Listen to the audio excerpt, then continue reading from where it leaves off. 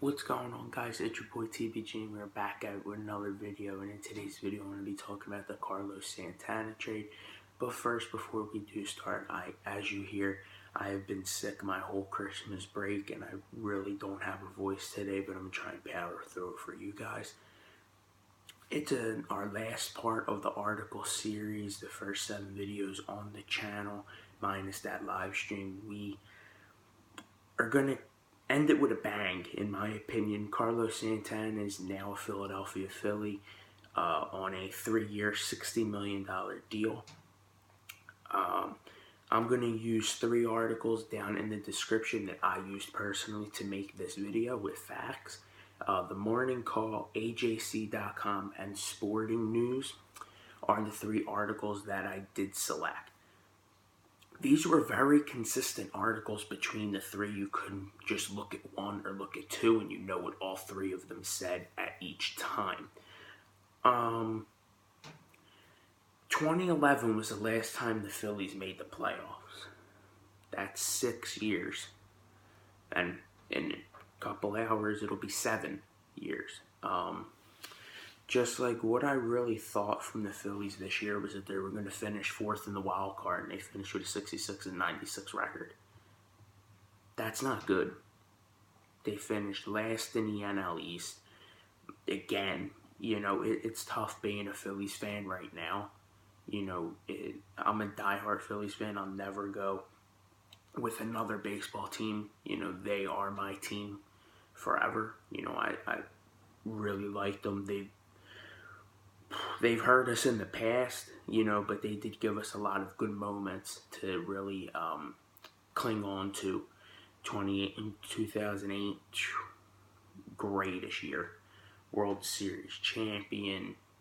Just fantastic to see them grow. But with the addition of Santana, they now have a win-now approach. As the article said, they have a win-now approach, and I've been waiting for that. I've been waiting for a win-first mentality, none of this rebuild stuff, because basically all 4 of our teams are in a rebuild, but that is besides the point.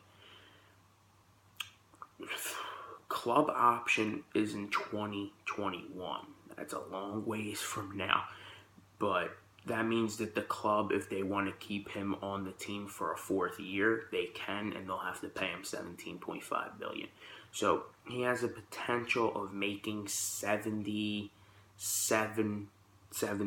million, like endorsements. Maybe he'll have around $80 to $90 million over these next possible 4 years.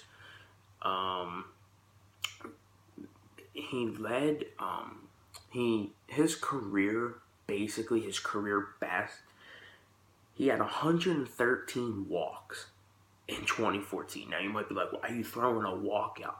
His on-base percentage is staggering. Basically in like the .810 range. He's in the 800s. He's probably up there with a lot of current guys, maybe like an Jose Altuve, who's always getting on base. He has about 98 walks per season, and with Freddie Galvis being gone from the Phillies now, and J.P. Crawford stepping in, they are going to an on-base percentage type of perspective, and I don't really falter them for that. I think they could have really done this sooner.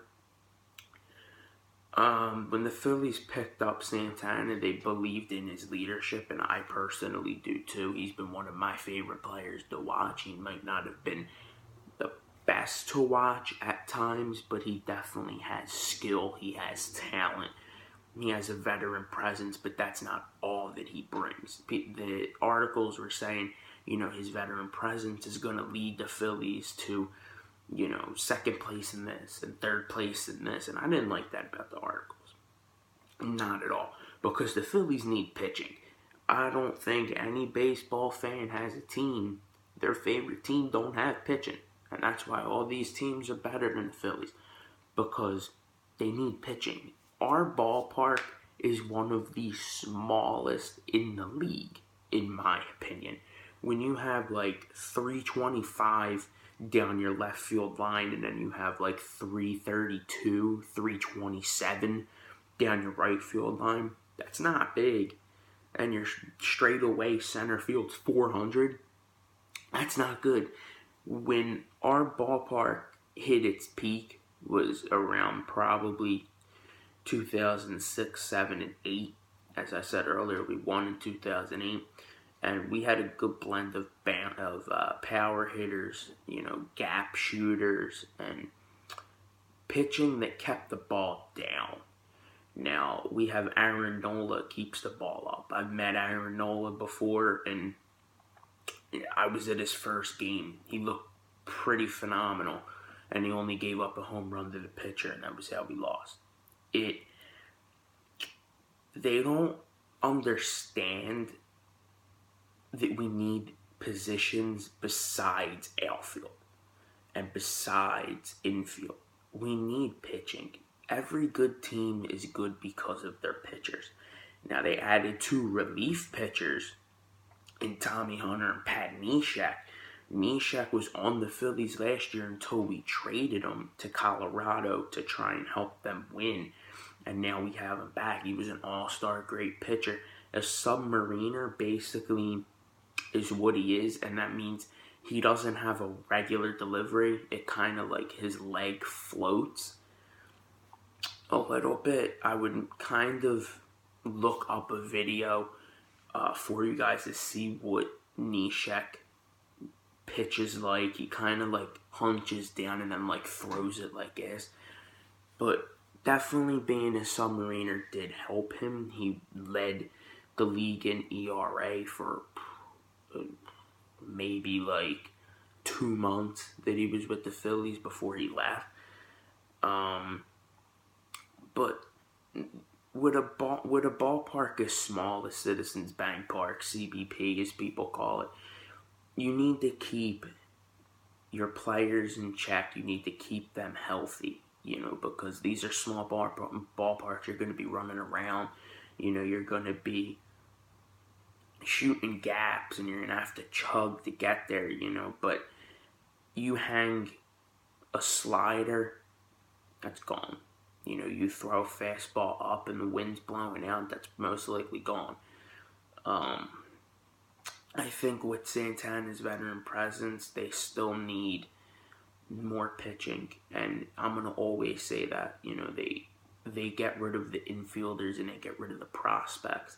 We don't have a good farm system, in my opinion, on the pitching standpoint. You have Scott Kinnery and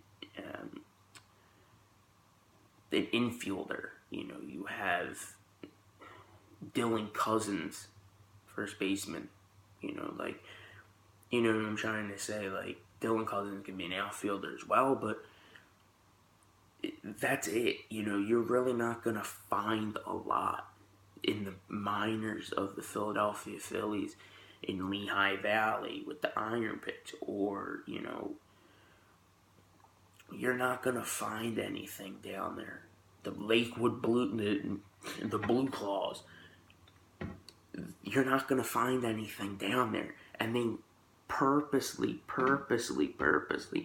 keep on going to positions we don't need right now. We need pitching. I'm not trying to watch this year Vince Velasquez throw 99 on the first pitch and then throw 94 the next time and keeps on throwing the fastball and throws 38 pitches an inning. I'm not trying to do that. I will say, when we had Jeremy Hellickson, we were better because he was a veteran. He was a veteran presence. Even if he didn't pitch well, the other guys kind of learned from that. And I think Nola has a lot of time to grow. Jared Eichhoff has a lot to grow. Zach Eflin has a lot to grow in. I think we're going to be good this year, but we still need those pieces. I think we could be a 70-win ball club, and finish like 70 and like 92. that's kind of ideal for us right now. They finished the second half of the year better. I believe it was 37 of 35, 37 wins, 35 losses, where they were 35 and 35 the first half of the year. So it's kind of tough, being a Phillies fan, you're not going to really want to tune into a lot of games early on. We are a young team, and I always say young teams don't win. These articles were very optimistic, and whoever wrote that, kudos to you, because Phillies fans ain't optimistic no more. We want to win now because we see some of the guys on this team, like Rhys Hoskins, who now has to play left field because Santana's a first baseman and catcher, also plays third. But they're going to make him the starting first baseman. I believe we traded Tommy Joseph, and bye. Terrible. Like, pitiful. I've never seen players like this on this team. I don't even want to watch some of the games because they are so bad. Their consistency is so off. It's not even funny. But I'm going to close out just by saying Carlos Santana, I'm looking forward to it. If I pick up a shirt for a Philly, I'm picking up Carlos Santana. I think he's going to have a fantastic career here. I think he's going to slowly evolve into a potential Hall of Fame player in the Dominican Republic standpoint, where like a lot of players come from there. He's going to be a decent player. He's going to be a role player, and that's what they like about him.